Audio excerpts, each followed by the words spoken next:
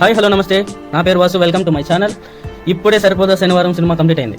Cinema ఎలా ఉందంటే మాత్రం యావరేజ్ టు అబవ్ యావరేజ్ అనే చెప్పాలి. సినిమా మనం ఏదో ఊహించుకొని వెళ్తాం నాని గారి పర్ఫార్మెన్స్ వల్ల, కానీ వివేక్ ఆత్రేయ డైరెక్షన్ వల్ల కొంచెం డల్ అయింది అది. ఇంకా సినిమా ప్లాట్లోకి వెళ్ళిపోతే మనం ట్రైలర్లోనే ఆల్మోస్ట్ అంతా స్టోరీ మొత్తం రివీల్ చేశారు.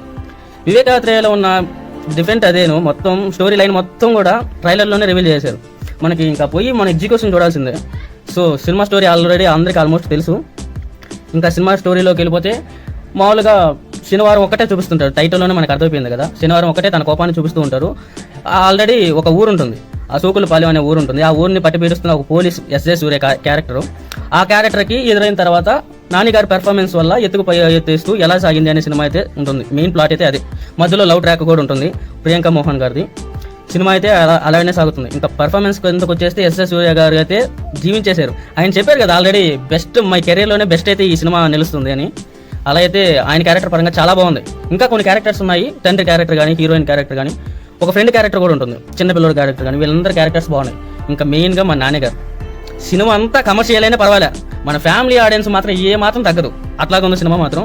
లవ్ ట్రాక్ కొంచెం మనం చూసిన విధంగానే చూడడం వల్ల కొంచెం ఇబ్బంది కనిపించిన నా ఇంటర్వెల్ సీన్ కానీ, ప్రీ క్లైమాక్స్ అండ్ క్లైమాక్స్ మాత్రం చాలా బాగున్నాయి. క్లైమాక్స్ మనం అందరూ ఎమోషన్ అనుకుంటాం కానీ దసరాకు మించి యాక్షన్ అయితే ఉంది. సరైన యాక్షన్ ఉంది దీంట్లో. మన ట్రైలర్లో కూడా చూసాం, బ్యాక్గ్రౌండ్ స్కోరు నెక్స్ట్ లెవెల్ ఉంది. సాంగ్స్ కొంచెం డీసెంట్ అయిపోయింది కానీ సాంగ్స్ కూడా వర్కౌట్ అయి ఉంటే సినిమాను మొత్తం మ్యూజిక్ డైరెక్టర్ బతికిచేసి ఉన్నవాడే. అంత బాగుంది. ముఖ్యంగా background score, climax background score మాత్రం చాలా చాలా హైలైట్గా నిలిచింది సినిమా అంతట్లో కూడా. అంత బాగా వచ్చింది బ్యాక్గ్రౌండ్ స్కోర్ మాత్రం. ఇంకా సినిమా మొత్తం అంటే ఇంకా మొత్తం డ్యూరేషన్లోనే ఎక్కువ డ్రాగ్ అయింది. సెకండ్ హాఫ్ కొంచెం 2 hours 46 minutes అయ్యే లోపల కొంచెం డ్రాగ్ అయింది. 2.5 hours అయింటే కొంచెం వర్కౌట్ అయి ఉండేదేమో. సినిమా అయితే కమర్షియల్గానే ఉంది.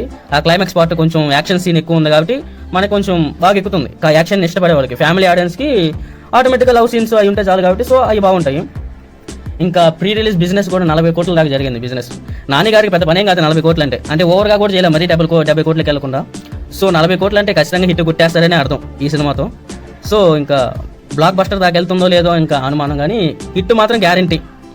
అది గాయస్, వివేక్ ఆత్రేయ డైరెక్షన్ మాత్రం కొంచెం యాక్షన్ మూడ్లోకి వచ్చాడు కానీ ఇంకా వివేక్ ఆత్రేయ లాగే ఉన్నాడు. సో కాకపోతే కొంచెం అప్డేట్ అయ్యి యాక్షన్ మూడ్లోకి వచ్చాడు అంతే. సినిమా గురించి చెప్పాలంటే సినిమా అయితే కొంచెం బాగుంది. క్లైమాక్స్ పార్ట్ మాత్రం ఖచ్చితంగా బ్యాక్గ్రౌండ్ స్కోర్ మాత్రం వెళ్ళాలి మనం. సినిమా అయితే యావరేజ్ టు అబవ్ యావరేజే.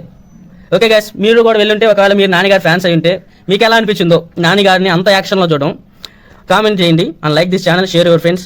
Okay guys, by by now.